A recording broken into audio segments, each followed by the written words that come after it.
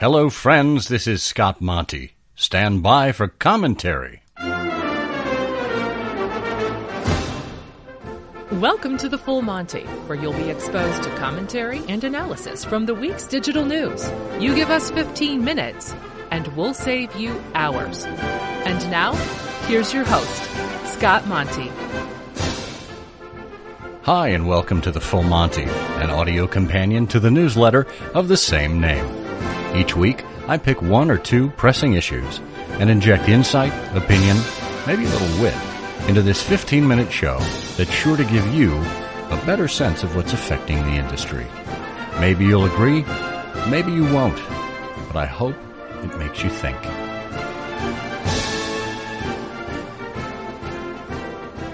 This week, a look at a metric that matters and the perspective you need to measure it. Measuring value. First of all, I'm glad to be back. I took the holidays off, and then with travel during the first 2 weeks of January, the Full Monty was on a temporary hiatus. And then I was ill for a few weeks, but now I'm glad to be back at it with you. So let's talk about measuring value. When I worked at Ford Motor Company, I had opportunities to do unorthodox things in the pursuit of helping people understand how Ford was changing. I gave speeches to thousands of people at conferences, telling the Ford story and demonstrating how Ford's communications efforts and marketing efforts were just as exciting and different as its products. I arranged to have vehicles loaned to non-traditional influencers, not car reviewers, not business reporters, but bloggers, people with large Twitter followings or YouTube subscribers, people who could reach and influence audiences that we couldn't. The request was usually greeted with raised eyebrows and a skeptical look, not to mention an under-the-breath muttering that so-and-so didn't have the same reach as Auto Week or the Wall Street Journal.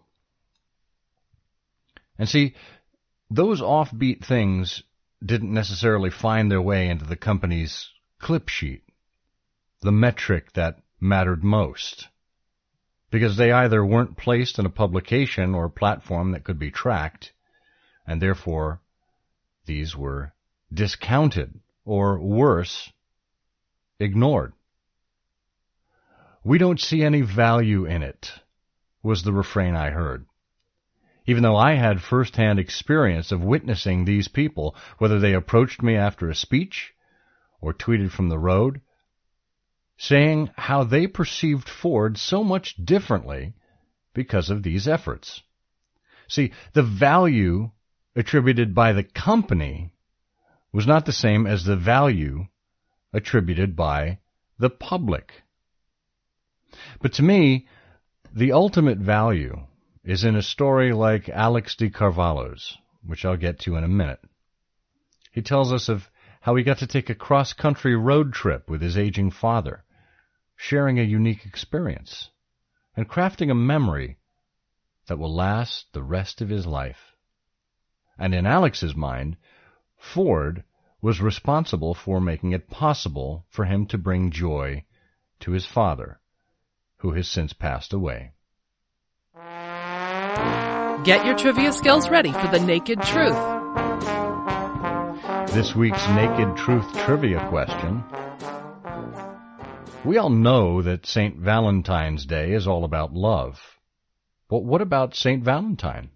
What, other than love, was St. Valentine known for?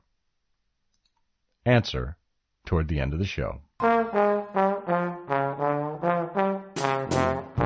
And now, page 2. So here's Alex's story. He writes, "1 month ago today, my father drew his last breath in peace and in dignity in his own bed. That's the way he lived his life, purposefully and intentionally to the end, and fully present for every moment, present with an insatiable curiosity about people, about history, and about the world. It's this curiosity about the world that led him to travel so much. He especially loved road trips. When I was a toddler, my parents drove from Santiago de Compostela down through Portugal, then across to Madrid and up through France and across to Belgrade, then to Istanbul, and finally down to a town called Adana, where my father had to sleep inside the car so it wouldn't get stolen. In the past 8 or 9 years, he started talking about driving from Miami to Anchorage. Countless times he would bug us with this fantasy of his. What I didn't realize is how often in his life he had mastered the knack of converting fantasy to reality. So some 7 or so years ago, I had the opportunity to drive a loaned Ford SUV from Miami to Detroit, thanks to Scott Monty, who is heading social media at the car company. I immediately asked my dad, who was 85 at the time, whether he'd like to take a road trip with me. The road trip exceeded our expectations. Driving up the coast of Florida, we stayed overnight in the beautiful and quaint Savannah. The next day, we drove through Asheville and partly through the amazing Blue Ridge Parkway. At night, we saw a red moon, La Luna Rosa.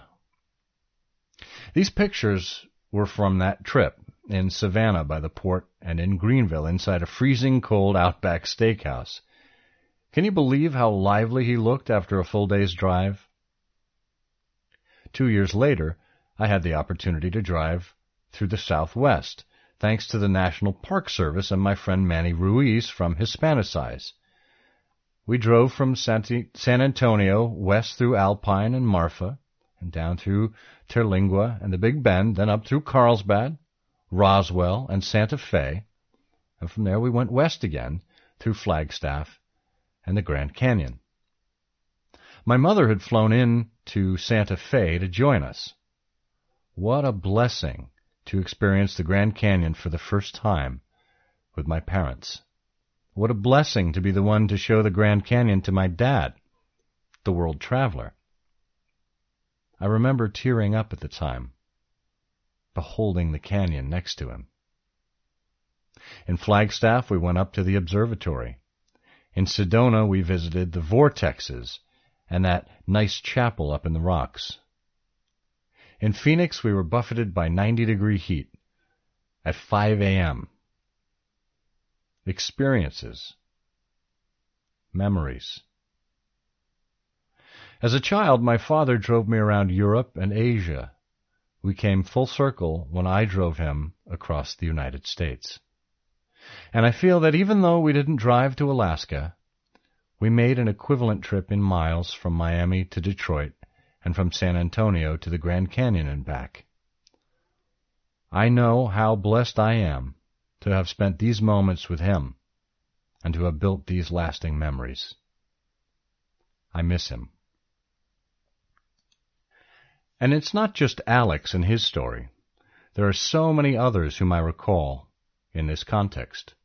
Stefania Pompany and Kat Lincoln and their 40-something trip. Daryl Ort and the famous wrapped flex. Aaron Kotecki-Vest driving a Warriors in Pink Mustang around the track.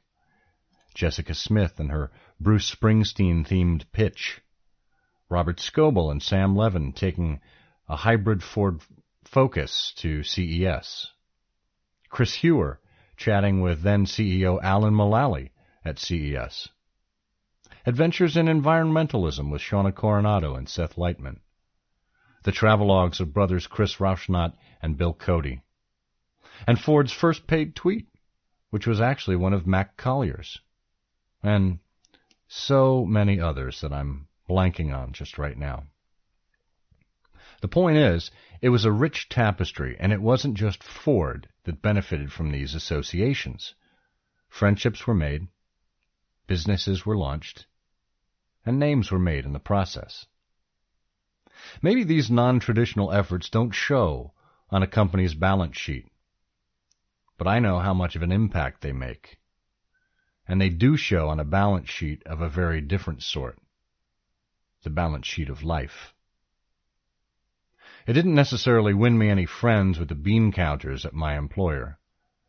but it made a difference to at least one person. And I would do it again in a heartbeat. Roses are red, violets are blue. Value is relative. It's what matters to you. For our trivia question, we asked you what things St. Valentine was known for, other than being the patron saint of love.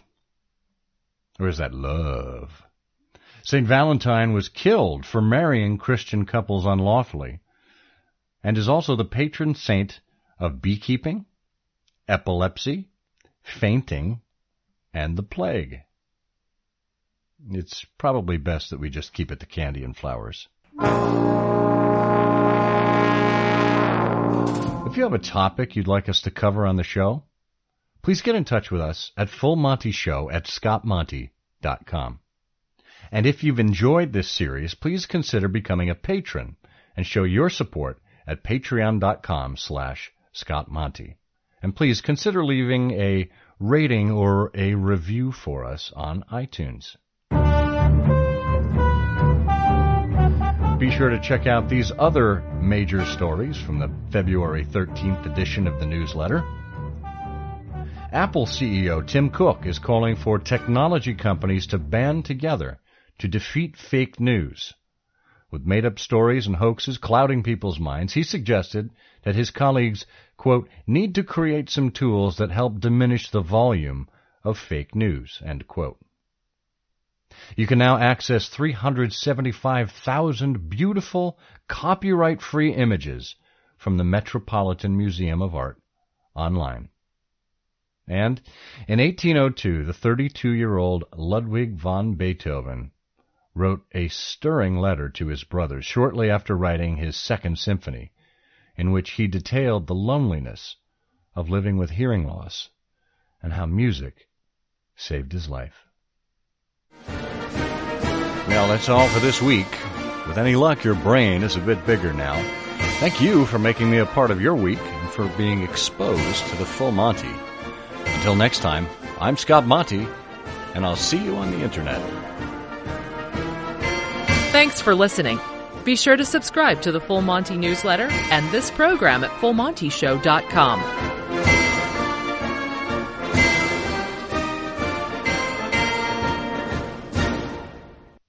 It's good to be the king.